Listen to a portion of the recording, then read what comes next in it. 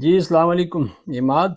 ये भट्टी साहब ने कमेंट किया है और ये कहते हैं जी कि दो डिफरेंट सेल्स के अंदर वैल्यूज़ हैं, ठीक है, जिस तरीके से यहाँ पे है, और वो ये चाहते हैं कि एक वैल्यू में से दूसरी वैल्यू को माइनस करना है। तो जो पॉजिटिव वैल्यू है वो तो आती रहे, लेकिन माइनस की जगह पे ज़ीरो आ जाए। जैसे यहाँ पे ये वैल्यू माइनस है ना, तो यहाँ पे ज़ीरो आना चाहिए, ठीक है। जैसे यहाँ पे माइनस है तो इधर ज़ीरो आना चाहिए। तो ये कैसे आएगा? इसके लिए एक फार्मूला आपको बताता हूँ भट्टी साहब। आपने सबसे पहले इक्वल का साइन, फिर इफ़, और उसके बाद लॉजिकल टेस्ट के तौर पे आपने एक काम करना है कि आपने इसमें से इसको माइनस करना है, ठीक है।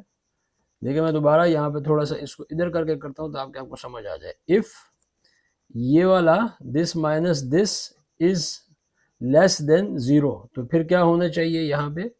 ज़ीरो। और अगर ऐसा नहीं है तो सिंपल दिस माइनस ये वाला सर, ठीक है।